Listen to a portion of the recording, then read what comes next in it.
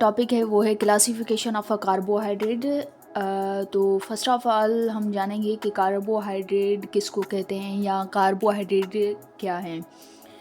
Are the most obedient organic molecule in nature. ये जो है बहुत ज़्यादा पाया जाते हैं नेचर में, और they are a primary composed of the elements carbon, hydrogen and oxygen. जो कार्बोहाइड्रेट है वो उसमें hydrogen and oxygen. So the name carbohydrate literally means hydrates of carbon soluble हों. So the carbohydrates maybe this is known as the definition of a carbohydrate. Carbohydrate may be defined as a polyhydroxyaldehyde or a ketones. ये जो पोली का मतलब है many, और hydro means to hydroxyl जो group उसमें लगे होते हैं, और अल्डिहाइड ये कीटोन्स जो है फंक्शनल ग्रुप है जो कि कार्बोहाइड्रेट में मौजूद होता है। कीटोन्स जो है वो है फ्रैक्टोज में मौजूद होता है functional group, as aldehyde is in glucose.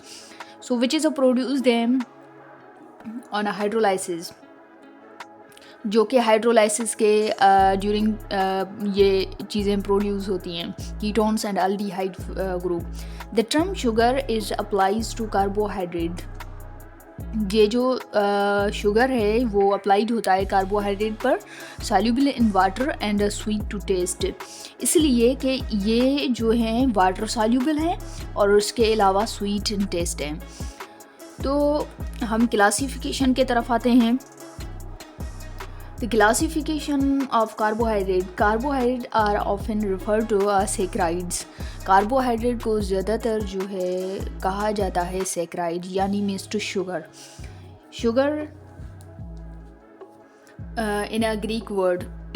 They are broadly classified into three major groups.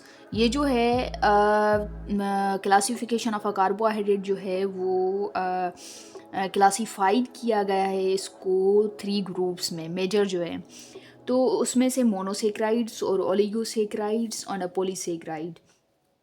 This categorization is based on the number of sugar units. यानी इसको इसलिए कैटेगराइज किया गया है कार्बोहाइड्रेट को क्योंकि इसमें जो नंबर ऑफ शुगर मॉलिक्यूल्स हैं, तो उसमें जो जितने कनेक्ट होंगे वो जितने कंबाइन फॉर्म में होंगे, अगर वो 1 होगा तो उसको मोनो कहा जाएगा, अगर वो 2 to 10 होगा तो उसको ओलिगोसेक्राइड कहा जाएगा। मतलब जितनी sugar connected with each other होंगी, तो उसके बिहाव पर जो है क्लासिफिकेशन की गई है कार्बोहाइड्रेट की। तो हम आगे चलते हैं।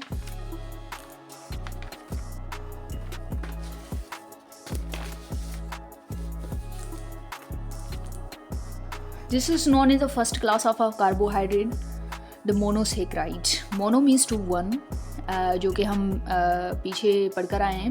Saccharide means to sugar. And इसकी जो ज़्यादा बेस्ट डेफिनेशन ये है कि they can not further hydrolyze. ये जो है फर्दर हाइड्रोलाइज नहीं हो सकते क्योंकि ये ऑलरेडी एक वन है, तो वो हाइड्रोलाइज कैसे होगा।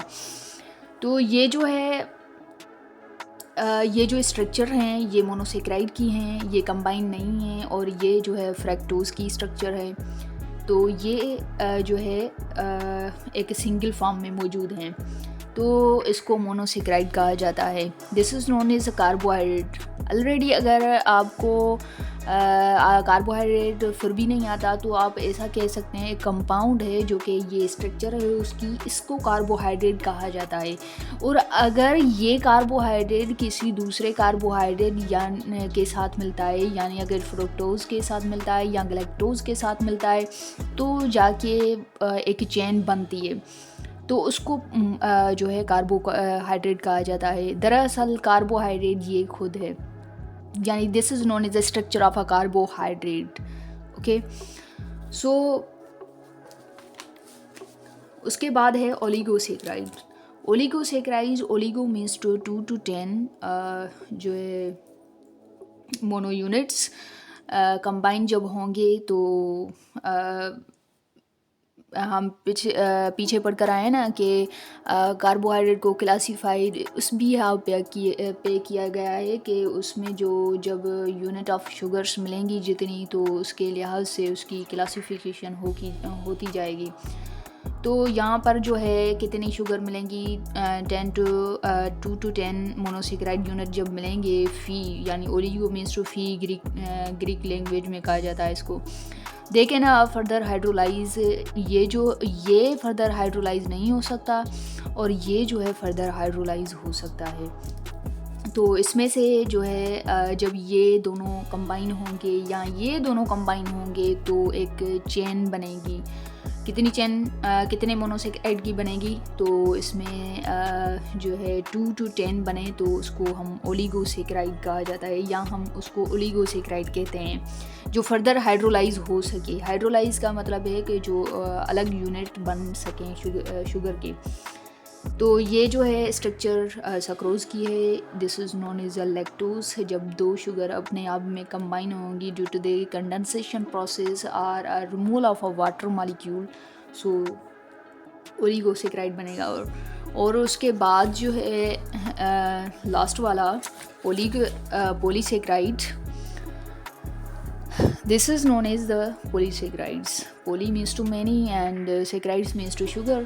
सो 10 to 100 से अब तो हो सकता है जो मिनिमम और मैक्सिमम जो है ये रेशो होता है किताबों में। और देखें ना हाइड्रोलाइज मेनी मोनोमर्स, ये जो है हाइड्रोलाइज होता है मेनी मोनोमर्स में, और इसमें से जो ग्रुप्स हैं फर्दर ये जो है डिवाइड हो रहा है, तो उसके सेलुलोज और ग्लाइकोजिन और स्टार्च। सेल्यूलोज प्लांट में मौजूद हो जाए और ग्लाइकोजिन जो है ये ह्यूमन में, एनिमल्स में मौजूद होता है।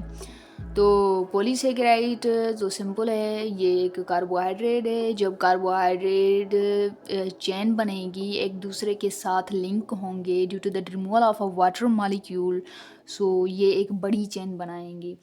तो इसमें से 10 मोनोमर्स से लेकर 100,000 वगैरह वगैरह जितनी भी चेन बनेंगी उसको हम पॉलीसेकेराइड का नाम देंगे, या उसको पॉलीसेकेराइड कहा जाता है। सो बेसिक अगर कार्बोहाइड्रेट का समझा जाए तो ये एक मोनोमर है जो कि एक कार्बोहाइड्रेट है। ये कार्बोहाइड्रेट की स्ट्रक्चर है। उम्मीद है कि आपको लेक्चर समझ में आया होगा। अगर कोई भी आप टॉपिक समझना चाहते हैं तो कमेंट बॉक्स में बता सकते हैं कि कौन सा टॉपिक आपको समझ में नहीं आ रहा, या कौन सी चीज़ें जो है आपको समझ में नहीं आ रही, तो आप कमेंट बॉक्स में बता सकते हैं। ओके, खुदा हाफिज़।